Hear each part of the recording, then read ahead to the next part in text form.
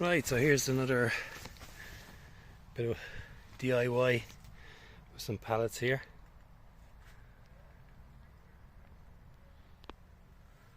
Okay, they're 16-foot length, so just cut them, got two lengths, cut them in two. Added another 8 feet on here. I suppose I can put the pots into this section here. Kept the ones I wanted.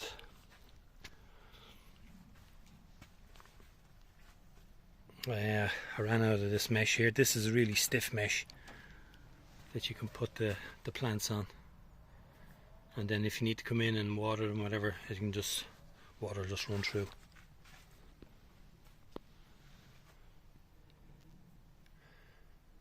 This side here has to stay completely open to access in and out for the pots and stuff.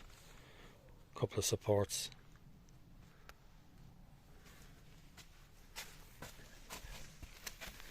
Yep. And I'm going to be doing the same all down this side down here.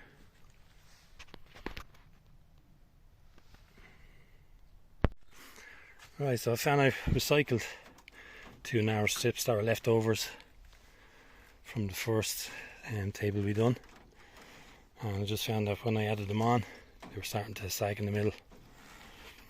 This is fine here, so I had to put in two supports just to hold that up there now. And what I'll do is all the smallest of pots, small bits, I'll put them up on this one here.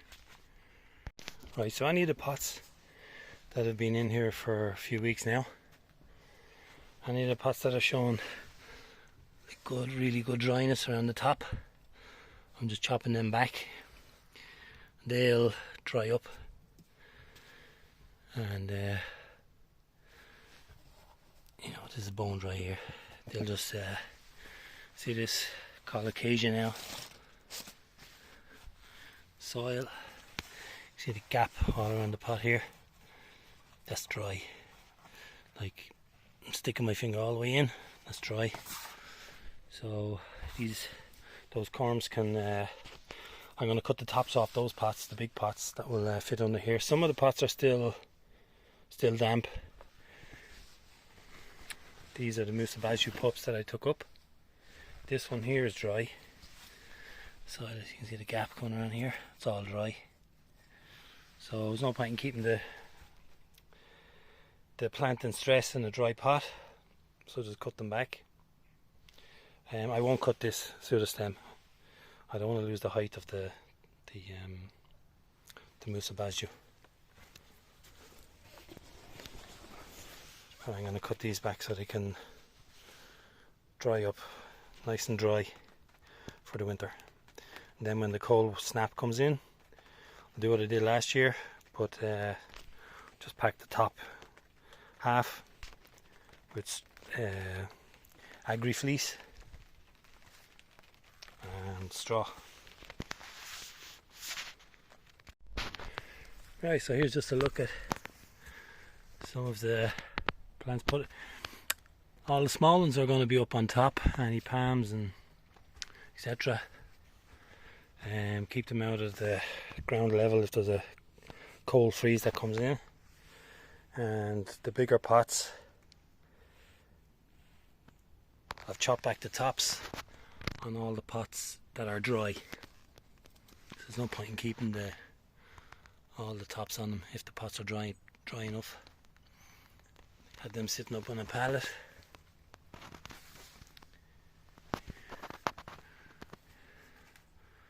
Palms, yuccas, some cannas.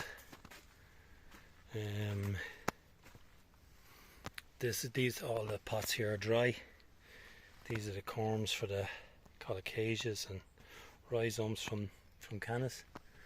And I've just shifted across here these very small pots. I need to get some more wire, rigid wire, finish off here. Got my pots tidied away. That's just a box container storage for all the agri fleece and stuff. Right, so the pots that, funny enough, they're all musabazu pots. They're still damp now. That could have been because they came in a week or two late compared to the others. But all the musabazu pups, I won't be chopping them down. I'm just taking the top off here, and I've got 2 potted Edichiums. The soil is still kind of damp in them, so I'm going to leave them where they're growing away. These are the giant lilies. They just dry up, and as soon as all this goes brown, I chop it back.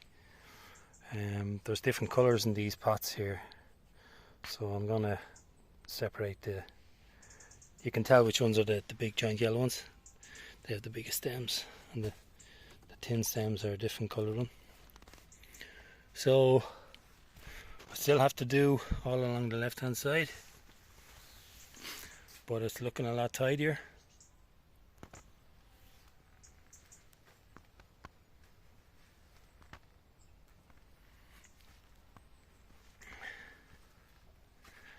That's a nice bit of work done today. The coffee kept me going.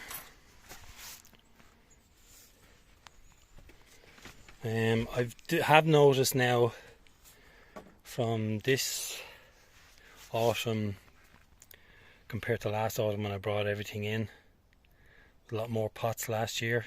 There was a lot more moisture. It just seemed a lot wetter in here, and that was because I had a lot of the time the doors were closed and there's no airflow. And if it gets cold and you've damp, you're going to introduce rot into rhizomes and corms and stuff. So I'm going to leave the doors open as much as possible. And then if we do get a forecast for freezing weather or something, I can close one end off.